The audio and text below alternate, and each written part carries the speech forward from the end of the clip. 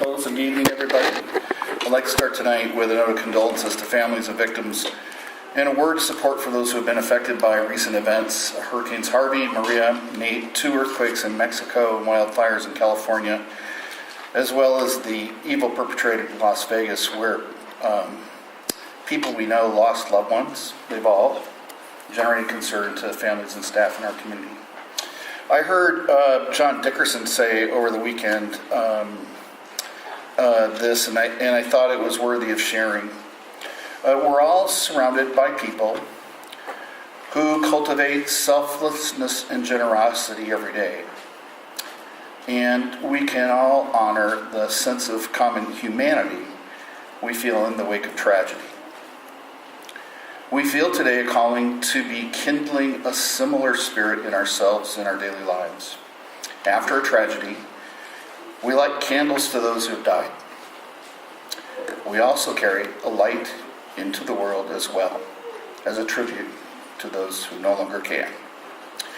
We're fortunate in our little corner of the valley to work in a very caring community. Local voter support for our programs for our children has been historically strong in our district. This year, we'll venture into uncharted waters by holding an election by mail-in ballot only. The bond election being held next month for voters to approve new land in a school is because enrollment is growing again. Voter registration ends today, and ballots will probably be out while families are out on fall break. Now, if voters don't mail them in by around November 1st, they won't be able to go to the voting booth on November 7th, but you can drop off mail-in ballots at Avondale City Hall. Towson Union High School District will also be a drop-off location if that's more convenient for people.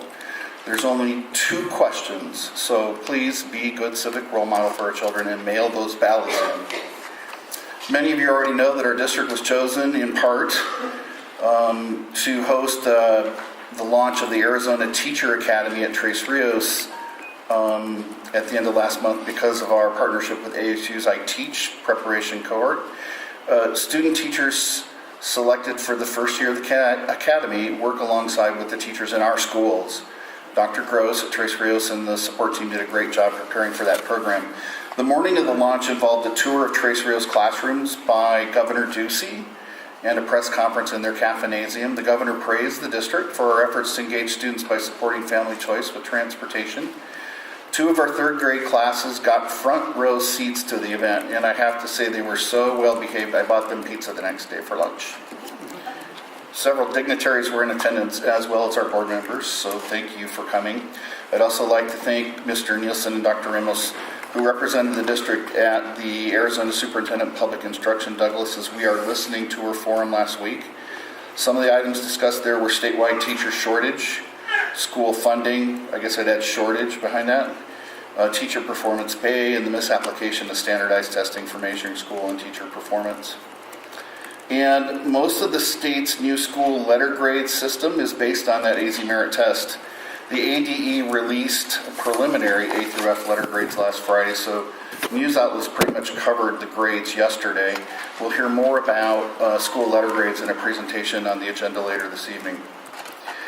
This fall's been very busy for our schools. Jamie Cassip, the Chief Education Evangelist and Google Encoding Specialist, visited Estrella Vista STEM Academy. He spoke to 5th through 8th graders about the importance of education, STEM learning for the future, as well as sharing his own inspirational story.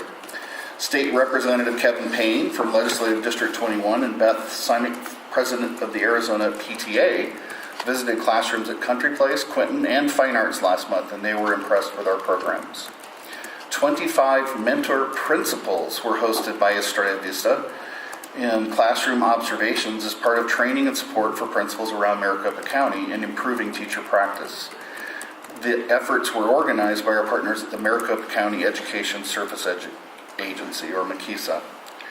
During the first quarter, all the schools hold Kids at Hope assemblies and hobbies, and recreation was the destination night for this quarter. Some of the students recognized for their outstanding contribution to our schools, and Fine Arts had their 2nd Falcon Festival of the year. At Collier, students and families completed math challenges in their annual math night. Quinton hosted an academic parent-teacher team night for kindergarten to third grade, where parents worked with teachers on language arts strategies based on their test data. Country Place celebrated Sharpen Your Saw Night, where kids sharpened their leadership skills with games with family and friends. Watch their Facebook and Twitter posts from Country Place leadership classes who are now writing, producing, and creating morning announcements. They share segments and include Kids at Hope, the Pledge of Allegiance, daily leadership lessons, birthdays, and announcements. Basketball season ended on a high note, with the Littleton boys and Tres Rios girls winning their championships. Students showed great heart and had fun playing in front of all their fans. Volleyball season's already started. The first game will be October 24th. In closing tonight, Madam President, I'd like to express our appreciation to Kelly Gentile and members of the Littleton Education Foundation for the donation of 400 pedometers to Quinton for their upper grade students, and to the Tres Rios PTSA members, Lucy Vargas, Gracie Gutierrez, and James Dimas for their donations for snack sales. And that's all I have.